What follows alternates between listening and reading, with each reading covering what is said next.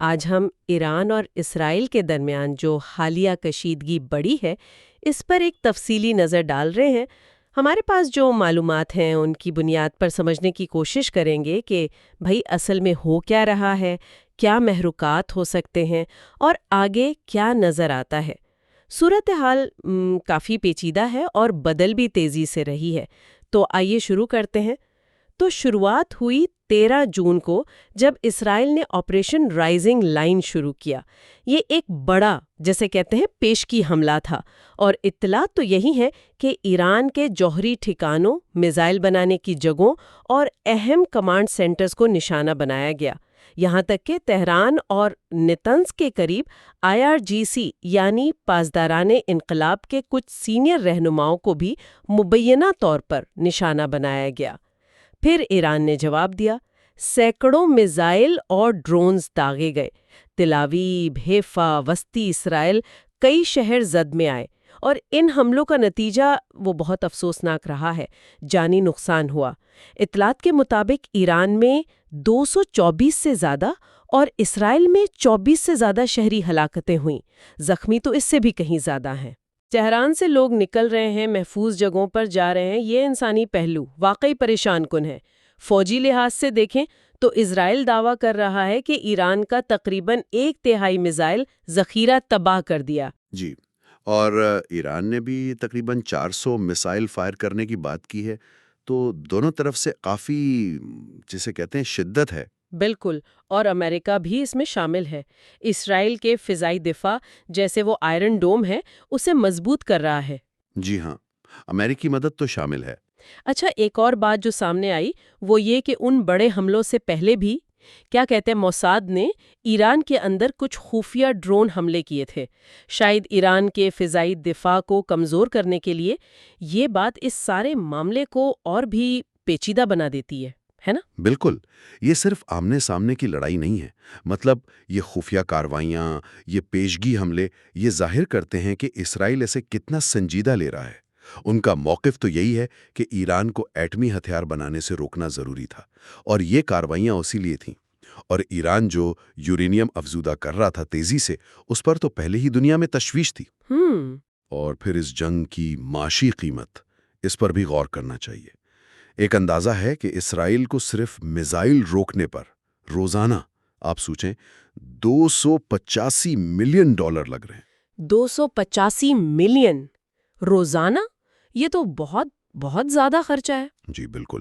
تو سوال یہ ہے کہ یہ دفاعی حکمت عملی کب تک چل سکتی ہے؟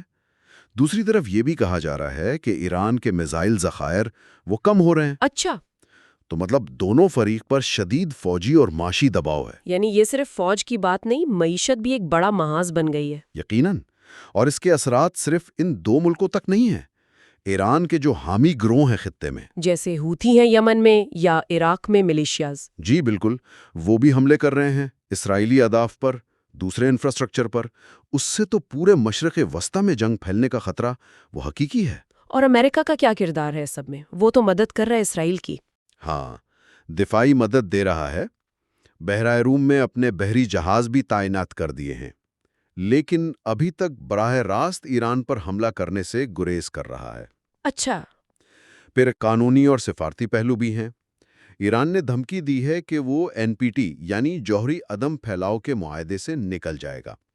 دوسری طرف کچھ انسانی حقوق کی تنظیمیں وہ شہری آبادی کو جو نقصان پہنچائے اس پر سوال اٹھا رہی ہیں، ممکنہ جنگی جرائم کی بات کر رہی ہیں۔ اوہ، یہ تو سنگین الزامات ہیں۔ جی، الزامات ہیں جن کی غیر جانبدارانہ تحقیقات ہونی چاہیے۔ تو آگے کیا ہوگا؟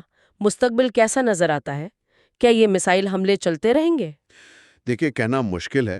ایک امکان یہ ہے کہ اگر ایران کے میزائل واقعی کم ہو گئے اور اسرائیل کے لیے دفاعی خرچہ بہت زیادہ ہو گیا تو شاید حملوں میں کمی آ جائے۔ شاید۔ لیکن سفارتی طور پر ابھی کوئی خاص پیش رفت نہیں ہے۔ ایران کہتا ہے پہلے حملے بند ہوں پھر بات ہوگی۔ اسرائیل شاید چاہے گا کہ ایران پہلے اپنے پروگرام سے پیچھے ہٹے، تو ایک طرح کا تعطل ہے۔ اور اس دوران عام لوگ وہ پس رہے ہیں، تہران سے لوگ جا رہے ہیں، دونوں طرف املاک تباہ ہو رہی ہے۔ یہ ایک بڑا انسانی بحران بنتا جا رہا ہے۔ بالکل، اور بڑی جنگ کا خطرہ وہ تو موجود ہے، خاص طور پر اگر حزب اللہ جیسا کوئی بڑا گروپ پوری طرح شامل ہو جائے تو ہمیں کچھ چیزوں پر نظر رکھنی ہوگی۔ ایک تو یہ کہ ایران کتنی تیزی سے میزائل داغ رہا ہے، اس کی صلاحیت میں کیا فرق آیا ہے۔ صحیح۔ دوسرا، امریکہ کی پالیسی، کیا وہ مزید مدد دے گا یا سفارتی حل پر زور دے گا؟ اور تیسرا، خطے کی دوسری طاقتیں کیا کرتی ہیں؟ سعودی عرب، ترکی، ان کا رد عمل اہم ہوگا۔ ٹھیک ہے، تو خلاصہ یہ ہے کہ ایران اسرائیل تنازع ایک بہت ہی خطرناک موڑ پر ہے۔ ہم نے حالیہ واقعات دیکھے، ان کے پیچھے کیا ہو سکتا ہے، معاشی اور انسانی قیمت کیا ہے، علاقائی اثرات کیا ہیں، اور دنیا کیا کہہ رہی ہے۔ یہ ایک ایسی صورتحال ہے جس کے اثرات پوری دنیا محسوس کر سکتی ہے۔ یہ سب دیکھتے لیے ایک سوال ذہن میں آتا ہے جس پر شاید ہمیں سوچنا چاہیے کہ آج کل کی جنگوں میں ٹیکنالوجی، معلومات کا کھیل اور یہ جو پراکسی گروپس ہیں ان کا کردار کتنا اہم ہو گیا ہے۔ کیا مستقبل کی جنگیں ایسی ہی ہوں گی؟ مطلب روایتی فوج بھی ہو، ساتھ میں سائبر حملے، ڈرونز اور اتحادی ملیشیائیں۔ یہ ایک اہم نقطہ ہے جس پر غور کیا جا سکتا ہے۔